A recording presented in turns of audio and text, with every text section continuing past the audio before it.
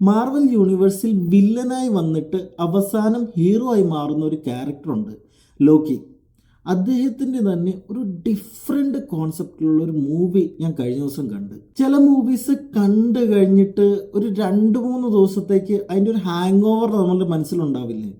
ഇതങ്ങനത്തെ ഒരു മൂവിയാണ്. എനിക്കറിയാം നിങ്ങളുടെ മനസ്സിലും ചാനൽ സബ്സ്ക്രൈബ് ചെയ്യണമെന്നുണ്ട്, എന്നാൽ ഇപ്പം തന്നെ ചെയ്തോ. ഈ മൂവി തുടങ്ങുന്നത് ഒരു സയൻസ് ഫിക്ഷൻ വൈബിലാണെങ്കിലും ഇത് അവസാനിക്കുന്ന ഒരു ഫീൽ ഗുഡ് വൈബ് തരുന്നുണ്ട്.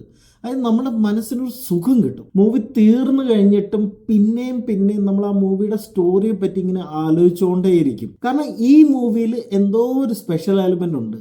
അത് എനിക്ക് പറഞ്ഞറിയിക്കാൻ പറ്റത്തില്ല. അത് നിങ്ങൾ കണ്ട് മനസ്സിലാക്കേണ്ടത് തന്നെയാണ്. മൂവി തുടങ്ങി കുറച്ച് കഴിയുമ്പോൾ നിങ്ങൾ വിചാരിക്കും മൂവി കുറച്ച് കോംപ്ലിക്കേറ്റഡ് ആണോ എന്ന്.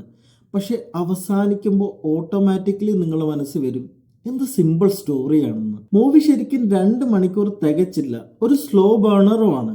പക്ഷെ ഡെഫിനറ്റ്ലി ഒന്ന് ട്രൈ ചെയ്യാവുന്ന ഒരു മൂവിയാണ്. മൂവിയുടെ പേരാണ് ദി ലൈഫ് ഓഫ് ചക്ക്.